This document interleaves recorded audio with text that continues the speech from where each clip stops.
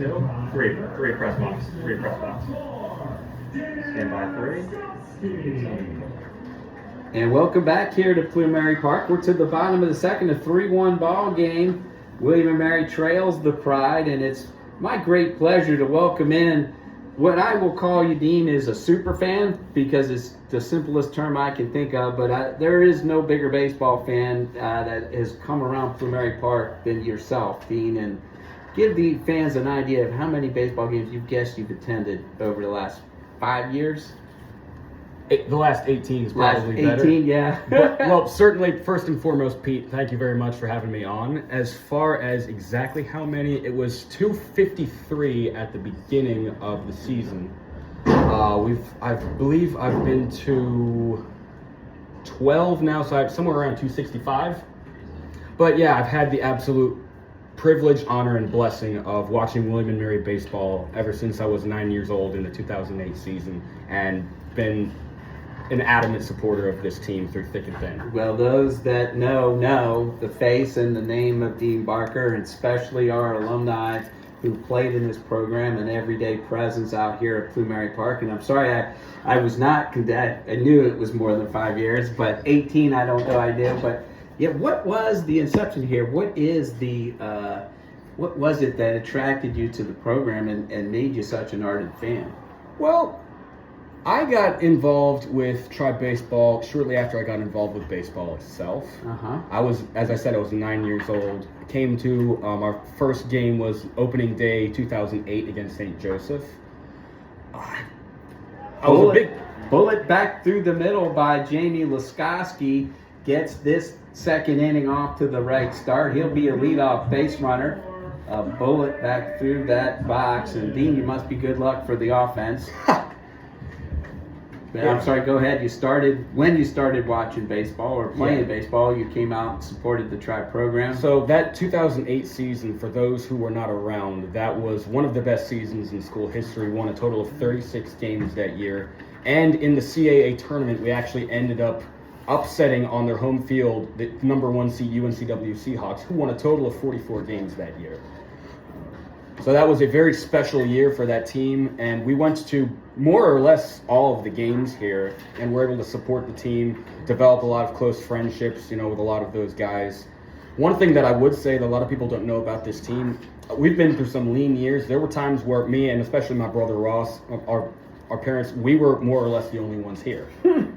So we've been, as I say, through the thick and thin, but one thing we've always kept in mind is some people want to call us fans, which is fine, but I see ourselves as friends. Like, I see it as I'm supporting my friends out here, cheering these guys on, giving them that extra push, that extra motivation they need to help us get those wins.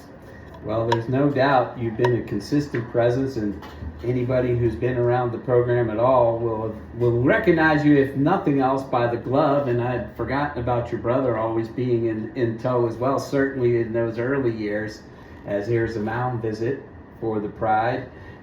What's your best William & Mary baseball memory, if you can call one out? Boy, you've seen a lot of great baseball in those 18 years, though.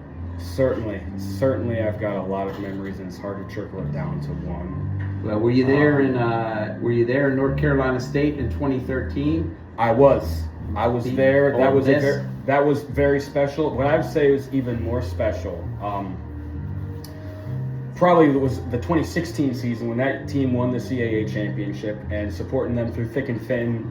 Because people look at the championship, but what they don't realize is we went into the tournament with a losing record that year. So to go in, come back from down 7 in the 9th inning, come back, win that championship. When we were at UVA, because we got clobbered that opening day, that opening Friday at the UVA Regional, 17-4. We won the next day against Bryant, who was the winningest team in the country that year. Afterwards, we were watching the ECU UVA winners bracket game, and ECU came back in the 9th to walk off. And the UVA fans all turned around. They needed a punching bag, I guess, and they saw us, and they gave us quite a bit of talking to about the 17-4. And they were coming for us the next day. So my boss and I said, you know what? I don't care what we got to do, what we got to yell at the next day. We are winning that game. And to defeat the defending national champions on their home field on national television, on ESPN, was a special memory I'll never forget. Well, I was there that afternoon as well, and what made that even more special was Bodie Sheehan out there dueling against the player he had played on a travel team with, and outdueled him to get that. I forget what the final was, but it was 5-4. 5-4. One of the greatest seasons, I guess you could say, in terms of spectacular finishes. There goes the base runner Laskoski again. Well struck by Ariatakis, but once again, Tyler Cox equal to it. He's been a solid glove in the center field spot for this Pride all 3 games. Comes through with that next great grab. So that's 1 down. Laskoski still on first, and that'll bring up Jerry Barnes. Dean, one of the bigger reasons I have you here, not only that you've been a presence, but we're going to lose you here soon. Isn't that true? We'll lose you in a sense that you're not going to physically be with us. Right. So over this past off season, I had the greatest blessing that I've ever received, and that was my beautiful, sweet fiance Elena. I met her. She's a born and raised Romanian. I had the fortunate blessing of coming to know her, and in 2.5 months we were engaged. Now some would say that's quick. I would say, but when you know, you know. And I'm so fortunate to have her. She's my sweet rose. She's my everything. And the short story is you're going to wind up in Romania. Yes, I'll be moving. Next Saturday's game against Elon will be my last game. There we go. Well, let's hope we can keep winning between now and then.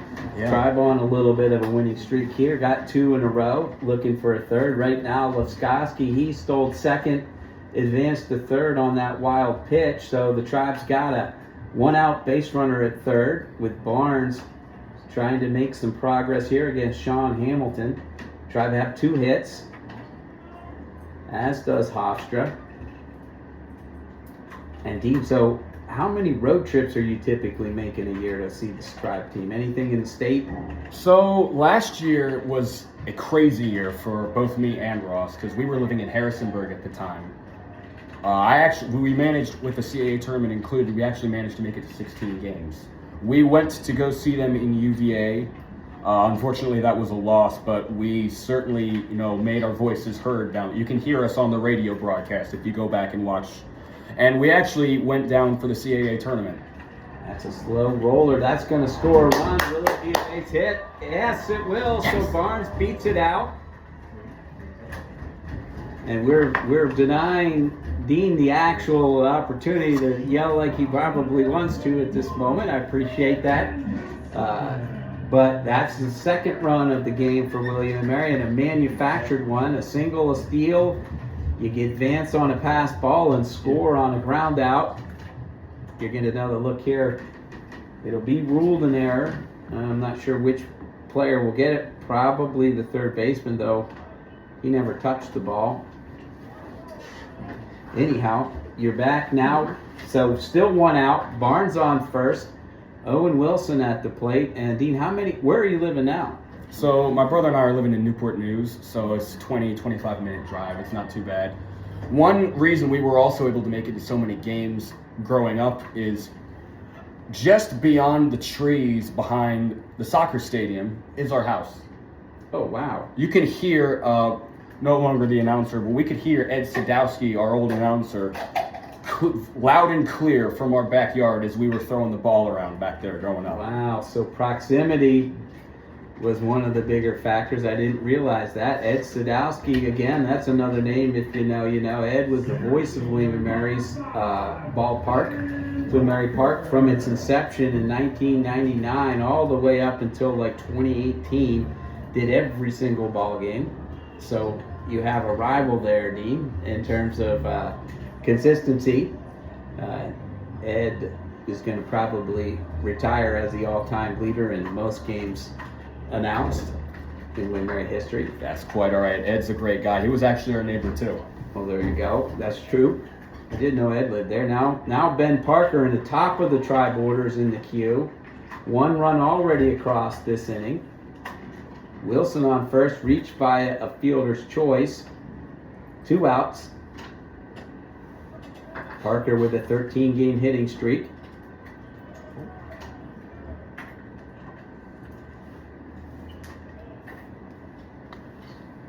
Ben's a special guy. We're really fortunate to have him on this team. He's playing incredible. Yeah, came in out of a community college in California and has done nothing but excel since she's gotten to this level. His first year in Division I baseball was last year, and he hit a cool .335 with 10 home runs and 48 RBIs. Already well on his way to equaling, if not bettering, those numbers here in 2025. Again, started the day with a .411 average. You know, Dean, you said, how well do you get to know the players? Do you get the opportunity to spend time with them? Well, now so many players over the years, we can't, expect to know anyone. But we're friends on Facebook. We follow each other on social media. We've known each other, a very special guy. I know, Brett Goodlow, class of 2013. There goes Wilson. He'll get in easily. Big jump for Owen. Brett Goodlow is one of the special guys we've known. We've actually had him over at our house. We've worked out with him. Was a very good role model for me and Ross growing up. He would help me with math and things like so. We know these guys very well.